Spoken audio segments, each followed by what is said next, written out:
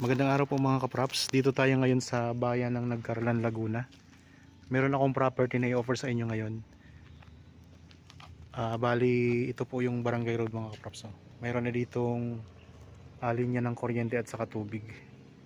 Ang property na i-offer ko sa inyo ay isang farm lot po na may sukat na 2 hectares. Ito po yung gate niya mga kaprops. So mayroon na po itong right of way.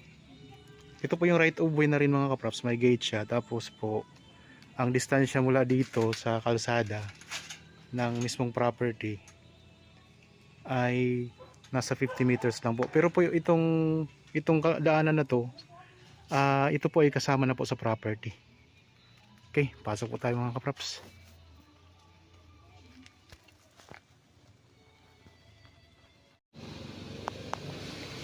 Okay, nandito na po tayo ngayon mga kaprops sa loob ng gate. Yan, ang lapad itong right of way nasa 4 meters mga kaprops.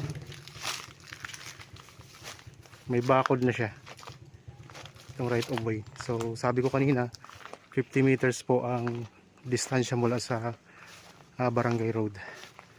Itong mismong property na. Pero itong dinaanan natin ngayon, kasama na po ito. Ako nga po pala si Buds, ang inyong laging kasama para sa virtual viewing sa mga property na i-offer namin sa inyo. So, relax lang po kayo dyan sa inyong kanya-kanyang pamamahay.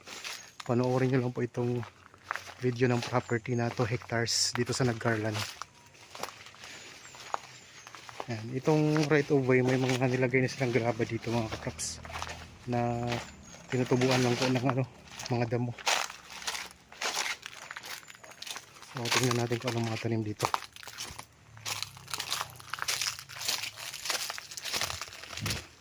Yan, ito na po ang ng property, pinaka simula. So marami itong mga tanim na mga lansones. May mga niyog din. Meron dito pagpasok natin dito, merong parang guardhouse. Ayan.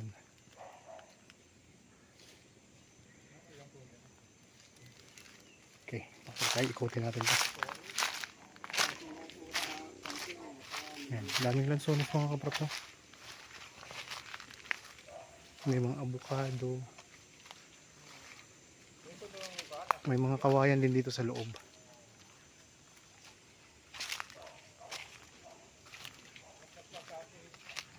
Ang distansya dito sa town proper ng Nagcarlan ay nasa lang po, mga nasa 10 kilometers. Nasa po siya mga kaprops, mga 30 minutes travel time.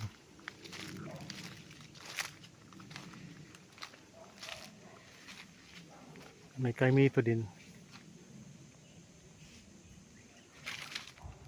Patag na patag ang lupa niya, pantay.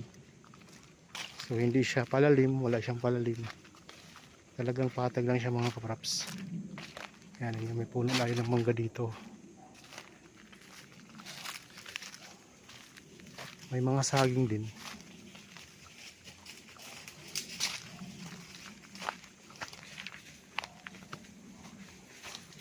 Tapos meron ditong malaking puno. Good lumber ito mga kaprops.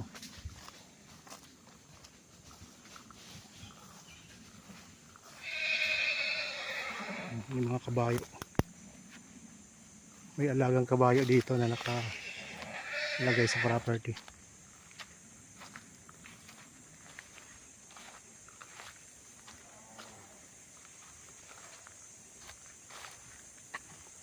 Nandito tayo ngayon sa may bandang gitna ng property mga kaprops.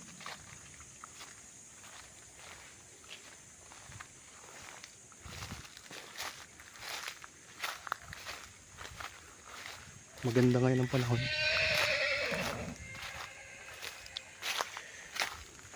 Kapag dadaan tayo sa sa Victoria at saka sa Kalawan, malapit lang din po itong property mga kaprops. pwede tayong dumaan doon. Ito mayroong puno ng langka. Ayan. Marami ng bulaklak ang mga lansones.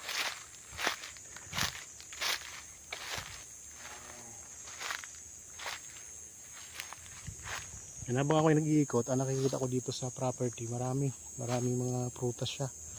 Ang pinakamadaming tanim niya, lansones, kasi dito sa Nagkaralan mga kapraps, marami talagang mga lansones dito. Tapos may mga mangga, mayroong mga puno ng langka, may mga saging.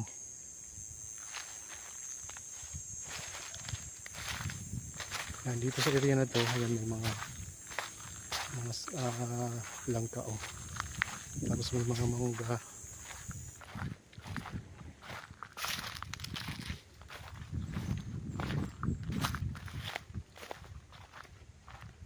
Ang Nagkaralan po ay may malamig na klima, lalo na pag mga bare months mga kapraps. Meron din itong puno ng kaimito. Yan, ikutan natin ang camera dito mga kapraps, ha.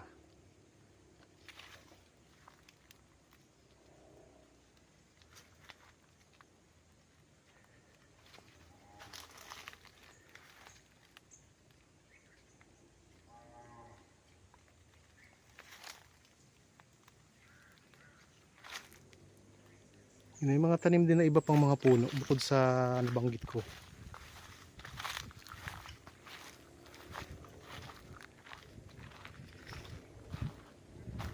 Ang presyo pala nito mga kapraps ay makikita nyo sa description box at sa title nitong video. Meron din tayong nakikita dito mga rambutan mga kapraps. Tapos may puno ng anahaw. Yan.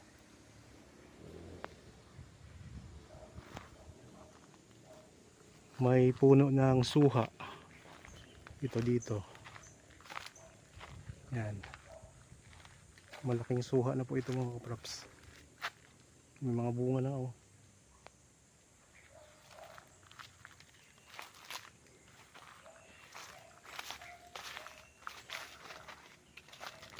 Sa mga viewers po natin ngayon na patuloy na sumusubaybay sa aking YouTube, sana po ay i-share nyo rin po itong mga video ng property. Baka may mga kaibigan po kayo, kakilala na naghahanap din ng property na gustong gawing investment, ay mapanood nila din po itong mga property na nandito sa aking YouTube. Marami po tayong mga available mga kapraps.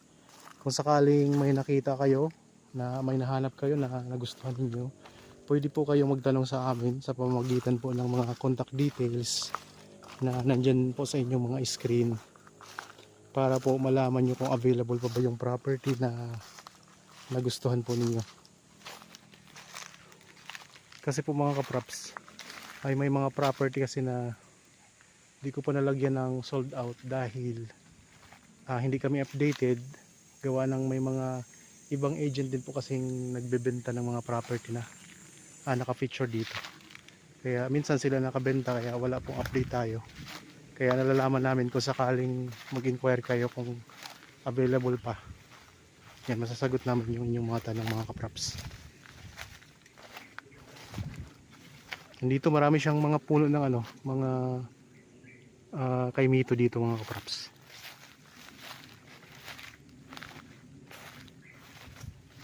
So ito'y kumikita na rin na property kasi sa bunga lang po ng lansones.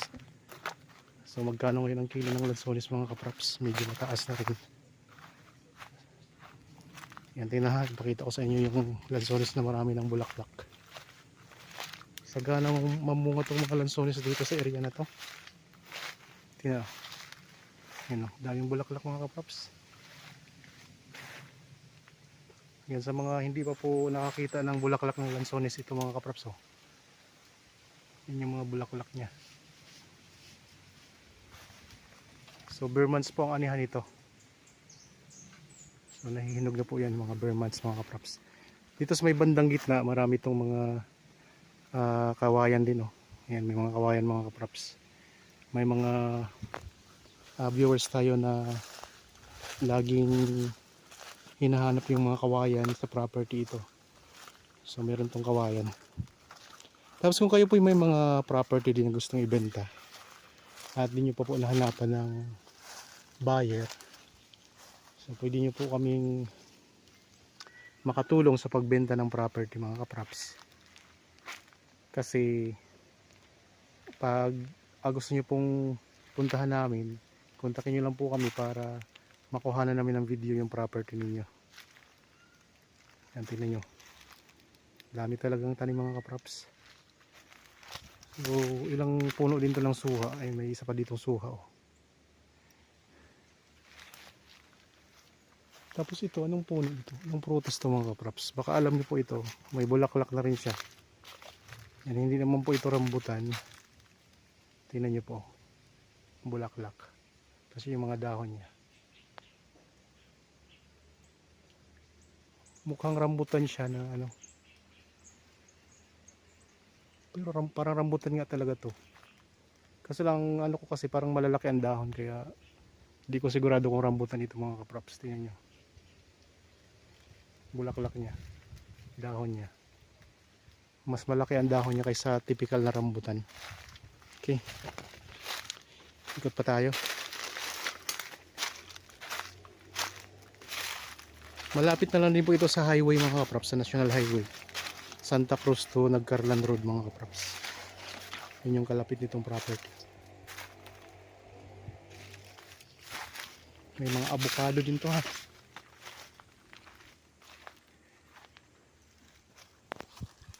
Tapos dito sa area na to, meron siyang ano, bakod na sementado. Ayan po, may bakod na sementado yan mga kapraps na. Pag ganun, papunta doon sa may gate, sa may right of way.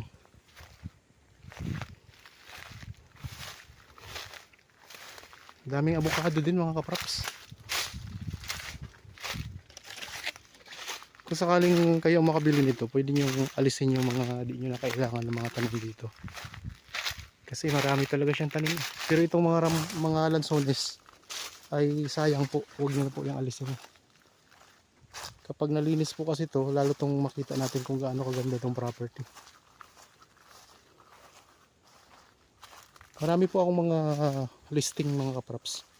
Iba-ibang uri ng property, may farmland, commercial, residential, meron tayong mga agricultural din.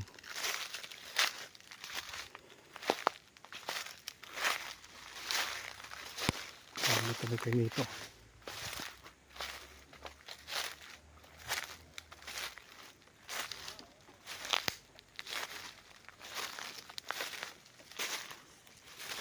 Ulitin ko lang po, ang sukat nito mga kapraps ay 2 hectares, 2 hektarya dito sa Nagcarlan. Particular po ito sa bayan ng barangay ng Sibulag specifically.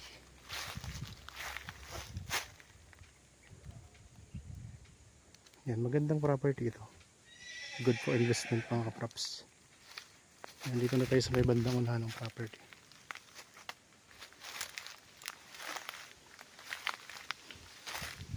Ito yung tinuro ko kanina sa inyo, may bakod. Pag ganyan po ang bakod. So hindi naman siya totally na may bakod na palibot. Dito lang banda ang may bakod niya. Pero yung ibang area hindi po siya nakabakod. Dito lang po sa right of way ang may bakod mga kapraps sa bawat gilid. Mayroon din pala itong tanim na kakao. Tingnan nyo, ang laki ng bunga ng langka mga kapraps oh. Ayan. So, may 2 bunga siya na malalaki na. Malapit na yung mahinog. Yan mga kapraps. So na ipakita ko na sa inyo ang property. Kung sakaling interested po kayo dito, so, pasok na po dito ang sasakyan natin ha. Yan. Dito. Yan ang right of way. Pasok na dito yung sasakyan. So nakita nyo naman po sa pinakaunang bahagi ng video na to. Yan, mayroon na kayong maliit na parang bahay dito, 1 kwarto lang. Para din siyang guardhouse mga kapraps.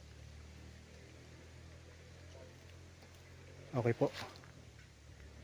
Sana nagustuhan nyo po itong property na in-offer ko sa inyo. Kung kayo po ay bago pa lang dito sa aking channel at napadaan lang po, makikisuyo naman po, paki-subscribe naman po dito. At paki-follow na rin po ng aking Facebook at saka TikTok account. Ganun lang din naman po ang pangalan. So para lagi po kayong updated sa mga bagong property na i-offer namin. Yan, maraming salamat po mga kapraps. Paki-share na rin po at saka paki-comment at like na rin po dito sa aking